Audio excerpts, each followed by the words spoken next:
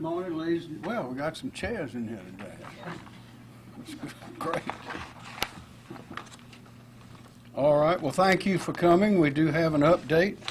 As you know, this is there's a lot of work that go into making these plans and doing the logistics.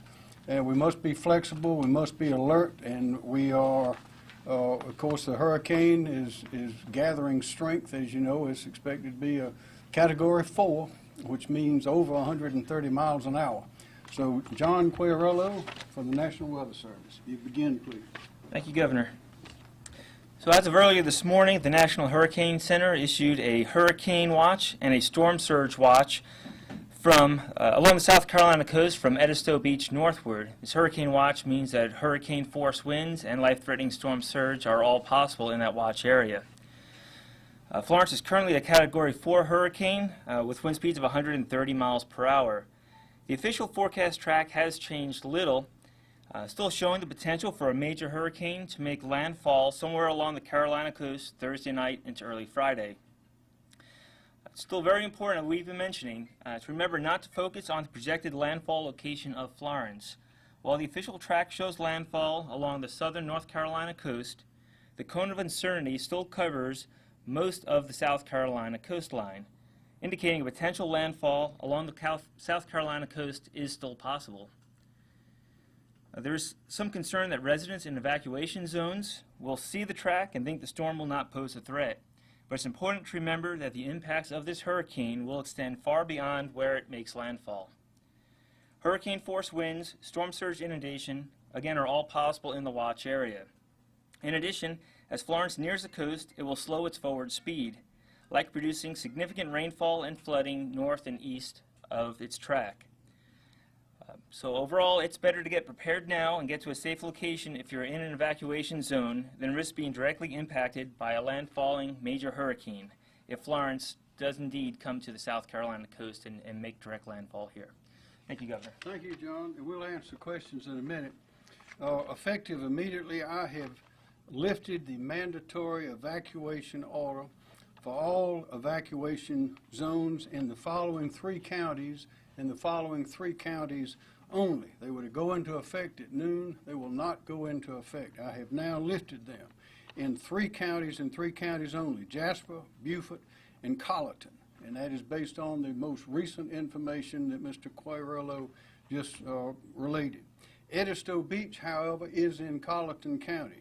Edisto Beach is also within the hurricane watch zone, so Edisto Beach will still be considered at evacuation at 12 noon today under the evacuation order. The latest hurricane watch issued by the National Hurricane Center, as you know, extends along the coast from Edisto Beach all the way up to the North Carolina border and beyond. So that's what we're watching. What is a hurricane watch? As explained, that means that hurricane conditions, and those are sustained winds of 74 miles an hour or more, are possible within that area. A hurricane watch is typically issued 48 hours in advance of the anticipated onset of the hurricane in that area. How about our offices, state offices, and schools? State government offices and schools in Jasper, Beaufort, and Colleton counties, as I mentioned, as well as in Aiken, Allendale, Bamberg, and Barnwell counties and Hampton County will reopen and operate tomorrow, Wednesday, September the 12th, according to the local authorities' direction. We're lifting that order as to them and them only. Also, I have ordered that the lane reversal scheduled to begin at noon today on I-26 in Charleston will start 1 hour earlier at 11 o'clock. It has already started to relieve traffic in that area. The Department of Transportation and Department of Public Safety were able to prepare and secure the lanes for reversal earlier than anticipated, and there's no reason for us not to go ahead and open them up. So they're open now, and traffic is flowing. U.S. Highway 501 in Myrtle Beach is still on the 12 noon today scheduled order for its reversal. Because the planned evacuation has been lifted for Beaufort County, as mentioned earlier, there's no need to reverse those lanes there.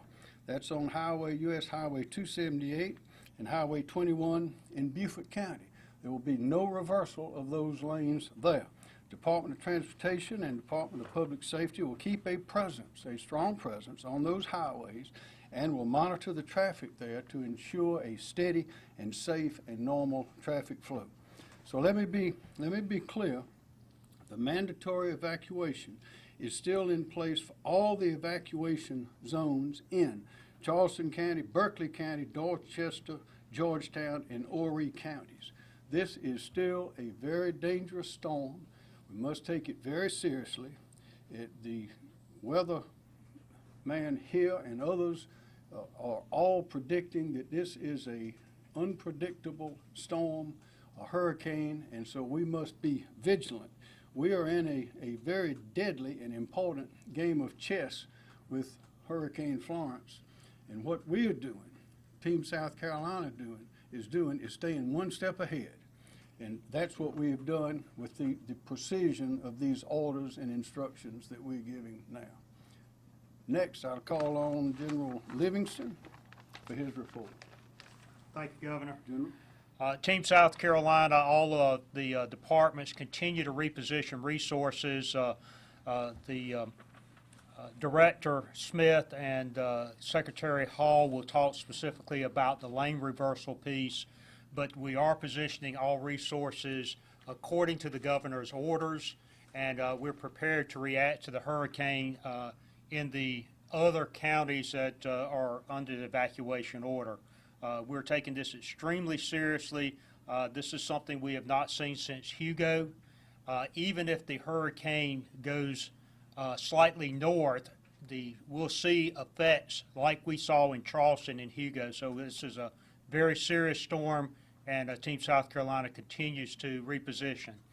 We have about 1,800 National Guardsmen on duty right now, and we will continue to increase the mobilization as the storm gets closer. Thank you, Governor. Thank you, General. Secretary Hall. Thank you, Governor. As you know, we are currently looking at our traffic volumes within the Myrtle Beach area as well as the Charleston area, and I'm here to report, as we've reported earlier today, that we are seeing significant traffic increases on the highways coming out of the Myrtle Beach area, in particular along Highway 501, SC9, Conway Bypass, and US 378. We're seeing anywhere from 4 to 6 times normal traffic volumes on those highways, and so the lane reversal on 501 will be just in time to help alleviate that. For the Charleston area, we're seeing approximately 3 times normal traffic volumes on I-26 heading in the westbound direction, and so that lane reversal as well will be just in time to help address some of those traffic flows. Thank Governor. you. Director Smith. Thank you, Governor. Leroy Smith, Department of Public Safety. As the Governor stated, lane reversal operations on the I-26 corridor are underway. I must state that the flushing process went very smoothly this morning. With regard to US 501, the flushing process has started. That started at 11 a.m. this morning, and we anticipate having that lane reversal on the US 501 implemented at 12 noon. Now, I just want to talk a little about that operation. The ingress will be at US 501 at the SC22 interchange, and the egress where it ends will be at the US 501 Marion bypass. It's about a 30-mile route, and again, the flushing process has begun for that. Our evacuation plan is in full effect. That means that all of our resources dedicated to this endeavor are in position, whether it's a local evacuation routes, the traffic control points, etc. As the Governor alluded to earlier, we will be in a position to monitor and manage the traffic on the US 21 and US 278 highways. Thank you, Governor. Thank you. Kim Stinson. Thank you, Governor. The State Emergency Response Team, our priorities obviously are still evacuation and sheltering operation. You've heard about the evacuation piece, and so we'll talk a little bit about the sheltering piece. Shelters are starting to be opened right now. We've got about 28 shelters that will be opened here shortly. or if not already, and have a capacity of about 25,000 people. And then we can open additional shelters as needed, throughout the next couple of days. The full list of the shelters will be updated live in real time on our website at SCEMD.org, and it's also in our South Carolina Emergency Manager mobile app. Reminder that if you are going to a shelter, and a lot of people elect not to, they go with family and friends or find a hotel room somewhere, but if you go to a shelter, you will need blankets and pillows and comfort items, any medicines that you might have for any chronic conditions. Obviously, things like ID documents and that sort of thing. And then special food, if you have small children or on a restricted diet, there'll be food available, but it may not be, what you necessarily need all the time. And pets, service animals are allowed at the shelters, and there are some shelters that do accept pets, but there are many that don't. But workers will be there if you show up and help you make arrangements for your pet.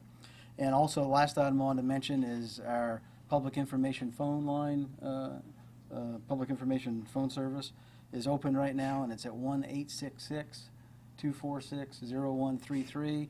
They have Spanish interpreters available if there's a need for that, but it's available right now and operational for evacuation questions, shelter questions, or any other questions that you might have. Thank you, sir. Thank you. Thank you. Any questions? Sorry, what was that number Yes, again? ma'am. There it is. So the lane reversals, how are those impacting folks trying to get gasoline and other supplies to the coast? The Department of Transportation, in cooperation with DPS, we're developing some routing plans specifically for those tankers and special needs that need to get to the coast. So we're working them around the areas that they need to go. Next question. When are you expecting the peak hour of all these motors moving towards the Midlands, and then kind of what's your precaution to... I mean, those million or so people. Right. And what's your precaution to National Guardsmen and other people that's working along the highway? I'm gonna defer to Secretary Hall in terms of the volume of traffic and so forth. So we're seeing roughly currently about 3 times the normal volume that we expect to see on I-26. Obviously, with the storm approaching, with the evacuation order going into effect, we're expecting to see some additional increases in that. I don't have a specific time exactly when we expect to see those peak numbers, but we are monitoring those every hour and trying to make adjustments as needed with patrol to make sure we have things moving smoothly up and down the highways to get people out of the area of danger. So sometime, late today, early or tomorrow as well. Morning time seems to be a common time for people to want to get on the highways. So we're prepared. Whenever the peak comes, we'll be ready to handle it. Thank you, General. Governor. Just a reminder, we will terminate operations 6 hours before the onset of tropical force winds to give everybody, all the workers, a chance to remove the barriers and get into a safe location. Governor, yesterday you mentioned that some of the school buses would be used to ferry people from those evacuation areas. Right. Has that started yet? If so, how can people find out this is going on? Where can they go? They can call that number to get that information, and the others as well. But of course, we're not having, we're canceling that order in those counties that I mentioned earlier. A part of our approach to this, part of our team approach to this is to prepare for the worst, but hope for the best. And as the weather has shifted, we are making the precision adjustments to see that we're doing the right thing. But anybody want to comment more on that question? Do you know the specifics? On the local? Yes, sir. It's a local decision with the buses. Go ahead. Yeah. All the local counties, the coastal counties, have plans to transport people without transportation assets themselves to centralized pickup points and then take them to shelters. So the first place to probably call is the county, and many of them have information lines or county emergency management. But if that doesn't work, you can't, certainly this number right here will help as well. Governor, following up on your preparation comment, there are those that are saying that you pulled the trigger too early, criticizing you, especially now that some of the order has been lifted. What would you say to that? Well, the order that did not go into effect was lifted. As I say, this is a very dangerous hurricane, and we do not want to gamble with a single life of a single South Carolinian. We live on the coast, so we're going to have hurricanes, and we must take precautions. And everyone agrees this is one of the most dangerous and most unpredictable we've seen, with a force that is even greater than Hugo, which a lot of us remember as being very strong. So we try to operate on the very best and latest information with precision, just not to inconvenience people when it's not necessary to do so, but also to be sure that our people are out of harm's way, and that we've exercised all the logistical implications and everything we need to do to have thousands of public servants that are working to keep the people safe.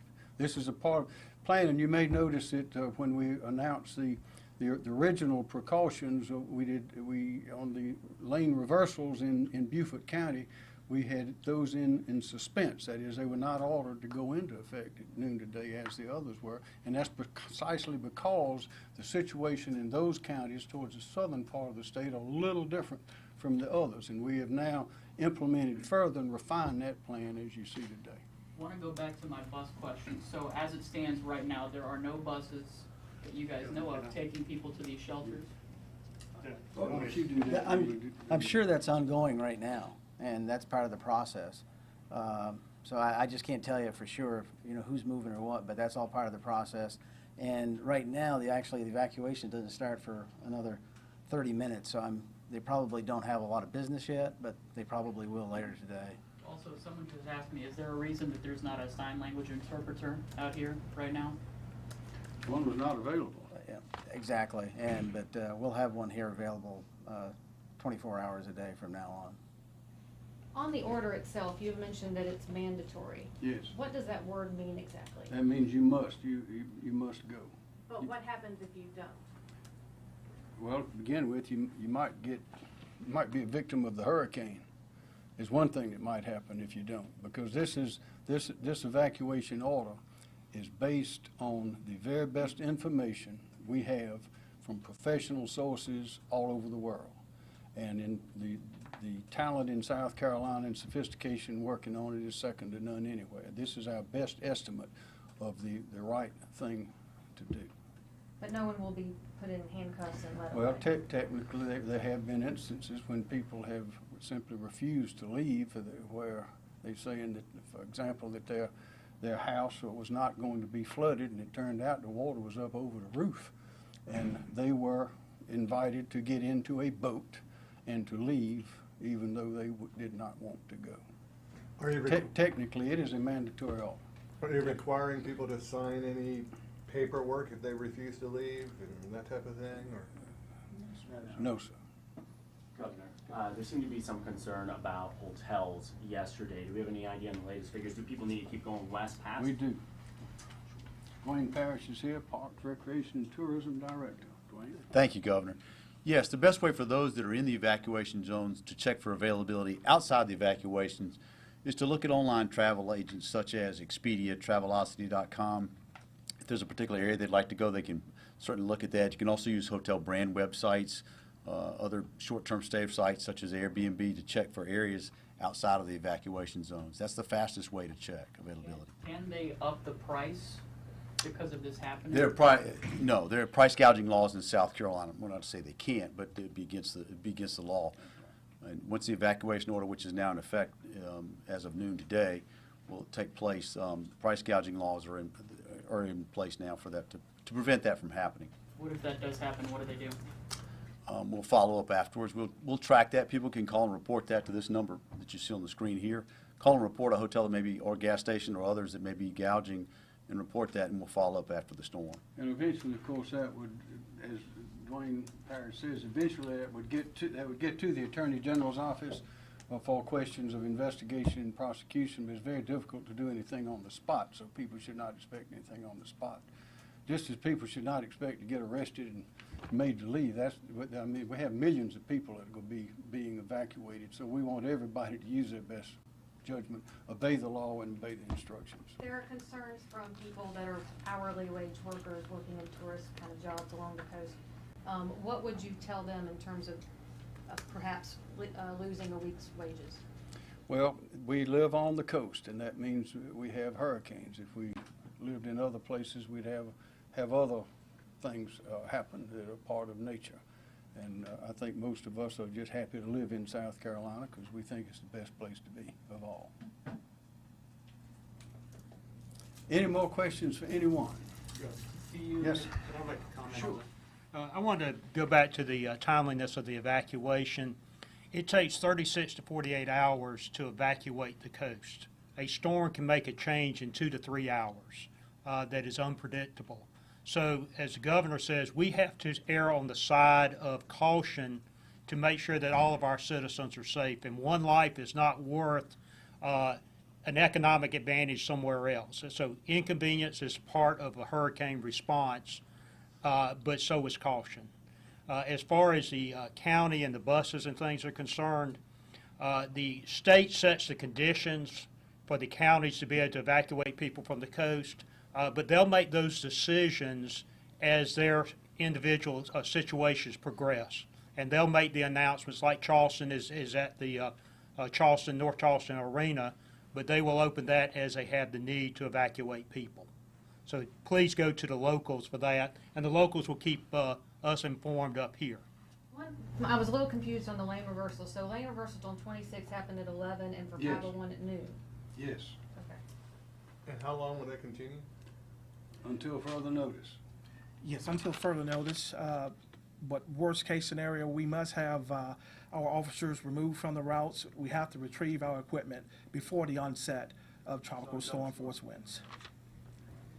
You mentioned some schools would be opening.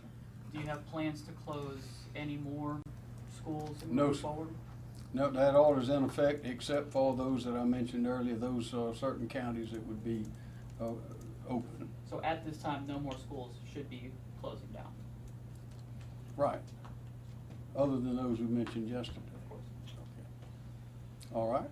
Is there a possibility that we could see evacuations lifted later on in other areas? Everything is possible, just like the General Livingston just said. This storm, they're telling us, is very unpredictable. One of the aspects of that is once it gets here, it might stay for a while. It might not leave, which means we're going to have some flooding. We know that for sure. We don't know how high the winds are. We don't know how the surge is. That is, it was predicted earlier it'd be 10 feet above ground level on many parts of the coast. All those things are still changing, probably on a minute-by-minute basis, but we know we're going to have flooding, and if we have changes that need to be acted on, we'll do it immediately, and we will announce those right here. And then lastly, I saw that President Trump approved your emergency order. Can you talk a little bit about what assistance help maybe that's giving the state? That emergency declaration from the president opens the door to federal help, assistance, funds in a variety of ways. And he called yesterday to say he was doing that, and we are very appreciative of the quick response of the administration. Would anyone want to add about the assistance? Right now, the state of South Carolina has been approved for what they call direct federal assistance. And then that would allow us to, through FEMA, procure anything from generators to food to tarps and that sort of thing. But we are not yet approved for our own procurement and get that 75% reimbursement that we normally get. So right now it's somewhat limited, but we expect that as time goes on that we'll be eligible for more programs and as the process continues. What should people in the Midlands and more inland be worried about and preparing for? I mean, stores even in Columbia already have water flying off the shelf. Are those preparations? That's good. That shows that the people are responding to the situation. The situation, again, according to everybody, this is a very dangerous storm. It could even be Category 5 by the time it gets here. It just gets off our coast. People need to be careful. Better be safe than sorry. And it's a good sign when we see preparations being made. Anything to the upstate, they're going to be taking in a lot of people up there where we are as well. I know cars full of families. Encourage anything of them. Is there what? Anything in the upstate. Encourage anything of people in the upstate. They'll be taking in a lot of people as well. Well, they need to be on alert just like everyone else, because this is it's a dangerous storm, and we don't know how far the winds and the rain will go. As I say, we know we're going to have flooding, Anything else on that, Dwayne No, Harris? obviously, we're known for hospitality, so I'm sure Greenville, Spartanburg, and the upstate will open their arms and welcome people. Y'all, thank you very much.